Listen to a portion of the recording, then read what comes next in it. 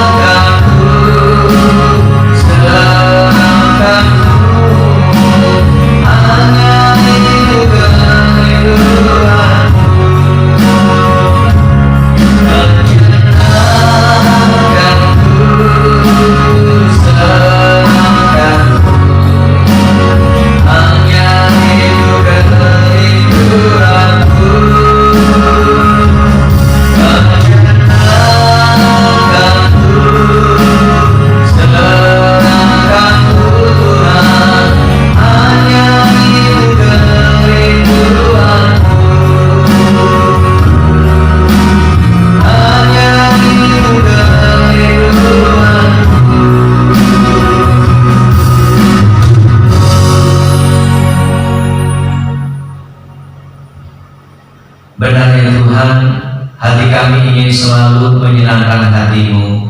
Saat inilah Tuhan waktu yang terbaik yang kami berikan kepada Tuhan untuk kami mendengar kebenaran akan firman Tuhan, belajar daripada firman Tuhan. Tuhan memberkati bagi kami semuanya. Di dalam nama Tuhan Yesus kami berdoa. Amin. Jemaat yang dikasihi Tuhan, malam hari ini kita akan belajar buku kelas minggu kita pada materi kita yang ke-10 dalam tema hidup bersama Kristus. Namun sebelum itu kita kembali akan melihat bagaimana kehidupan dalam satu minggu ini yang sudah kita lalui dalam pengalaman ataupun kesaksian hidup kita masing-masing. Hari ini sebuah pertanyaan bagi kita sebagai bukti iman. Apa yang saudara sudah lakukan sehingga orang lain lebih mengenal Tuhan? Saudaraku yang terkasih, bagi saya dalam minggu ini, bagaimana supaya orang lain lebih mengenal Tuhan. Yang saya lakukan adalah saya ingin kepada anak-anak muda kita, karena dalam minggu ini akan kita mulai kembali untuk kelas katekisasi. Dalam kelas katekisasi ini tujuannya adalah untuk membawa anak-anak muda kita semakin mengenal akan Tuhan. Memang mereka sudah hidup di dalam Tuhan, tetapi pengenalan kepada Tuhan harus terus-menerus kita ajarkan kepada mereka. Nah, dalam kelas katekisasi ini saya membimbing mereka semua, kiranya anak-anak muda dalam hidupnya semakin mengenal Tuhan, sehingga mereka memiliki kedewasaan di dalam iman mereka, sehingga pada akhirnya anak-anak muda ini nantinya akan menjadi orang-orang yang dewasa, yang pada akhirnya juga mampu menceritakan apa yang mereka imani, apa yang mereka kenal kepada orang yang lainnya. Nah, kita masuk dalam iman dan kehidupan. Seorang perempuan sejak muda mengalami hidup susah dan ditinggal suami dengan 4 anaknya. Sebelum mengenal Kristus, dia hanya memikirkan dirinya sendiri dan akhirnya mencoba bunuh diri tanpa memikirkan nasib anak-anaknya. Akan tetapi setelah bertemu dengan Yesus, hidupnya berubah dan dia menyerahkan dirinya sendiri untuk dipakai Tuhan. Ia memotivasi orang lain, bahkan para pemimpin gereja. Oleh hidupnya banyak orang diberkati. Luar biasa pengalaman hidup yang diceritakan dalam buku ini. Lalu sebuah pertanyaan untuk menjadi perenungan atau bagaimana dalam kehidupan kita. Jikalau saudara ada di posisi seperti ibu tersebut, apa yang akan saudara lakukan? Saudaraku, cerita ini tentu bukan cerita yang mudah untuk dialami oleh siapapun. Bagi seorang ibu ini, tentu ketika hidup dalam kesendirian bersama dengan anak-anak ditinggal suaminya, pasti menjadi sebuah pergumulan hidup yang luar biasa, menjadi sebuah persoalan dalam kehidupannya. Tetapi kita melihat bahwa ketika ibu ini berjumpa dengan Tuhan Yesus, maka apa yang menjadi keputusasaan, apa yang menjadi kekecewaan, atau mungkin dalam hidupnya yang hanya memikirkan dirinya sendiri menjadi hilang. Karena apa? Pengenalan akan Tuhan.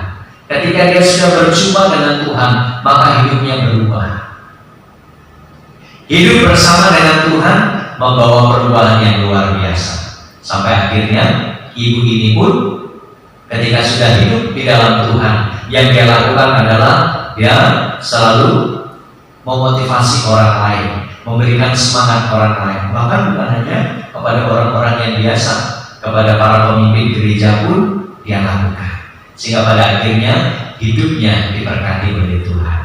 Nah, Bapak Ibu yang terkasih, jikalau kita dalam posisi ibu tersebut, mungkin ceritanya bisa berbeda.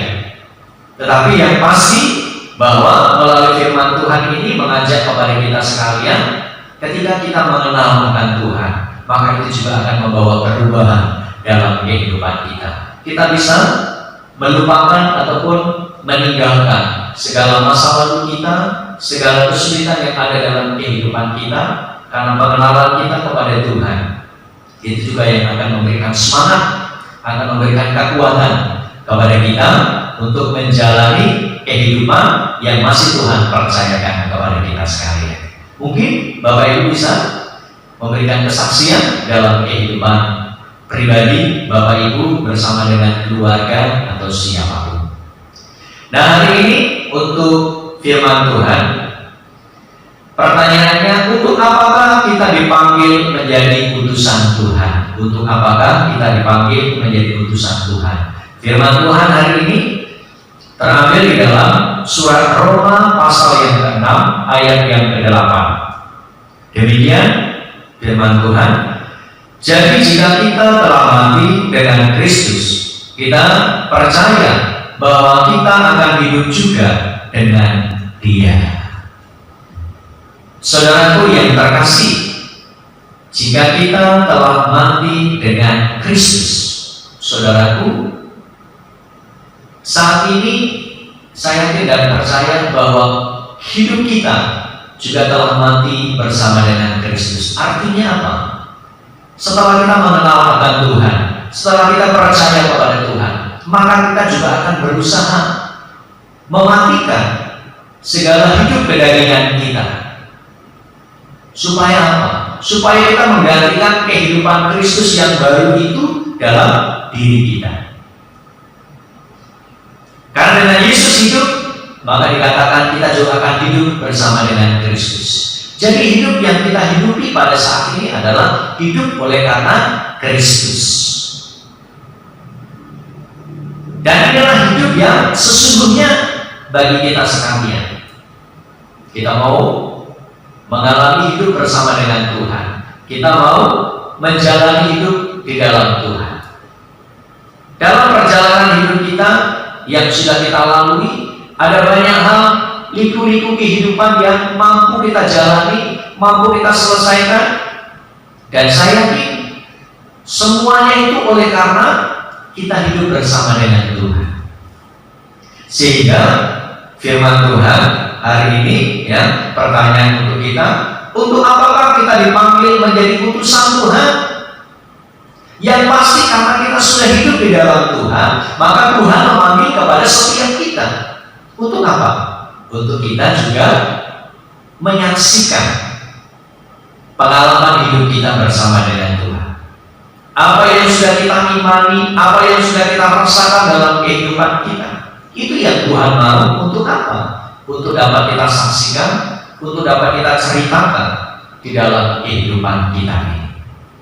Jadi hidup kita adalah hidup di dalam panggilan akan Tuhan. Saudaraku yang terkasih dalam Kristus Yesus, inilah hal yang sangat indah dalam setiap kehidupan kita semuanya. Bahwa Tuhan memanggil kita, artinya Tuhan mau memakai kita. Tuhan mau menjadikan kita itu sebagai pribadi yang sangat berarti sekali bagi Tuhan. Sehingga Tuhan mau pakai kita. Satu contoh dalam kehidupan seorang ibu dalam pembacaan atau dalam cerita di dalam kelas meeting ini sangat luar biasa. Ketika dengan sungguh-sungguh dia sudah mengalami perjumpaan dengan Tuhan, sudah mengalami kehidupan bersama dengan Tuhan, maka dia menyerahkan dirinya untuk dipakai oleh Tuhan. Dan hidupnya sangat luar biasa dapat dipakai oleh Tuhan. Nah, kita pun Bapak Ibu Saudaraku yang terkasih, Tuhan juga panggil kita. Tuhan mau pakai hidup kita. Karena itu jangan sia-siakan akan hidup kita. Bahwa Tuhan mau pakai kehidupan kita ini untuk menceritakan tentang kehidupan Tuhan Yesus kepada siapapun. Saudaraku yang terkasih dalam Kristus Yesus, sebagaimana dalam ringkasan buku ini, Kristus memberikan dirinya sendiri sama seperti Kristus sebagai orang yang sudah ditebus. Hidup kita tidak berpusat pada diri sendiri. Hidup kita menjadi perwakilan dari Kristus yang hidup dalam diri kita. Dengan demikian kita menjadi hidup bersama-sama dengan Kristus, sehingga kita akan menghasilkan hal-hal yang baik di dalam iman. Jadi karena kita sudah ditebus di dalam Kristus, maka hidup kita bukan milik kita sendiri. Hidup kita adalah miliknya Tuhan. Tuhan mau kita menjadi wakilnya Tuhan. Untuk apa? Untuk hidup di dalam dunia ini. Banyak orang hidup menurut pikiran mereka, diri mereka sendiri. Tapi bagi kita, hidup adalah hidup di dalam Kristus. Kita mau mempraktekkan kehidupan Kristus. Kita mau menunjukkan kepada dunia ini bahwa kita lah orang-orang yang hidup di dalam Tuhan. Karena itu Tuhan mau pakai kita supaya apa? Supaya kita dapat menunjukkan contoh teladan hidup di dalam iman, yang dalam keseharian kita semakin menunjukkan tingkat pertumbuhan, tingkat kemajuan dalam kehidupan iman yang semakin memuliakan akan nama Tuhan. Nah, sebagai permulaan iman baru, Pertanyaan bagi kita, bagaimana orang lain dapat melihat Kristus hidup dalam diri saudara? Ini penting. Bagaimana orang lain dapat melihat Kristus hidup dalam diri saudara? Ini harus menjadi sebuah perenungan dalam kehidupan kita. Kalau kita ingin bersaksi, kalau kita ingin dipakai oleh Tuhan, maka kesaksian hidup kita ini, tutur kata kita, sikap kita, tindakan kita, dan seluruh kehidupan kita harus sungguh-sungguh mewujudkan kehidupan Kristus di dalamnya. Apa yang dapat saudara lakukan untuk menyatakan bahwa saudara hidup bersama dengan Kristus? Nah, inilah yang harus kita praktekkan di dalam kehidupan kita. Bagaimana kalau dikatakan kita hidup bersama dengan Kristus? Saudaraku, inilah situasi dan saat yang tepat bagi kita sekalian. Ketika semua orang berada dalam hidup yang susah, hidup yang sulit, oleh karena situasi virus corona ini. Inilah saatnya untuk kita menyatakan kepada dunia ini apa yang bisa kita perbuat dalam kehidupan kita. Ketika kita melihat orang-orang yang susah, orang-orang yang sulit, dapatkah kita hadir dalam diri mereka? Sekalipun mungkin hanya 1-2 orang yang mampu kita lakukan dalam beberapa hari hidup kita ini. Tetapi itulah bukti nyata yang mampu kita wujudkan kalau kita ada bersama dengan Kristus. Yesus selalu bersama dengan kita, maka bagikanlah Yesus juga kepada orang-orang lainnya. Apakah itu melalui kesaksian iman, apakah itu melalui tindakan perbuatan yang nyata untuk menolong orang lain, bahwa orang lain pun juga bisa merasakan apa yang kita alami dalam kehidupan kita. Bahkan berkat apa yang sudah kita terima dalam kehidupan kita, kiranya kita juga mampu membagikan kepada orang-orang lain yang ada di sekitar kehidupan kita semuanya. Selamat untuk menjalankan kehidupan bersama dengan Kristus dalam 1 minggu ini. Kiranya Tuhan mau melihat karya apa yang bisa kita lakukan dalam kehidupan kita ketika kita dengan sungguh-sungguh hidup bersama dengan Kristus. Tuhan memberkati firman-Nya. Kita berdoa. Terima kasih Tuhan, kami mengucap syukur untuk kebenaran firman-Mu. Kiranya Engkau memampukan bagi setiap kami Tuhan, untuk Tuhan pakai menjadi saksi-Mu bagi dunia ini Tuhan, untuk menyaksikan kebaikan Tuhan, untuk memampukan bagi kami semua membagikan apapun yang sudah kami terima, kami alami daripada Tuhan kepada orang lain. Tuhan, kami menyerahkan hidup kami di tengah-tengah kesulitan bersama yang dialami oleh umat Tuhan di seluruh dunia ini. Kami tetap mensyukuri bahwa Yesus selalu hidup bersama dengan kami. Kami percaya Engkau akan terus menolong, menopang, dan memberikan kekuatan, kemampuan, bahkan kecukupan kepada kami semuanya. Tuhan, berkatilah semua pekerjaan yang masih kami kerjakan hingga sampai saat ini Tuhan, supaya melalui setiap pekerjaan itu Tuhan, Engkau boleh memberikan kecukupan bagi kebutuhan-kebutuhan bagi kami semuanya. Bagi orang-orang yang mengalami kesusahan, orang-orang yang mengalami kesulitan, orang-orang yang mengalami keputusasaan oleh karena kesulitan ekonomi, oleh karena kesulitan karena sakit penyakit, ataupun apapun yang mereka alami, Tuhan Yesus, kami datang kepadamu. Kami menyerahkan setiap pribadi kami kepada Tuhan. Tolong juga untuk bangsa dan negara kami, melalui pemerintahan kami, bahkan seluruh masyarakat Indonesia, dalam upaya berjuang untuk mengatasi virus corona ini. Tuhan memberkati semua elemen masyarakat yang ada di Indonesia dapat bekerja sama di dalamnya, dan berikan kerendahan hati, dan berikan ketaatan dan ketundukan bagi kami sebagai masyarakat Indonesia untuk berjuang bersama dengan seluruh masyarakat yang ada di Indonesia ini dalam situasi corona ini. Terima kasih Tuhan, kami menyerahkan seluruh jemaat kami bersama dengan keluarga dalam pemeliharaan dan kuasa-Mu.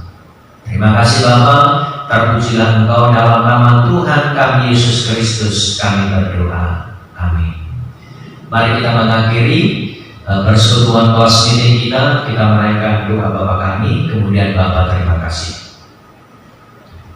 Bapa kami yang di surga, dikuduskanlah nama-Mu, datanglah kerajaan-Mu, jadilah kehendak-Mu di bumi seperti di surga.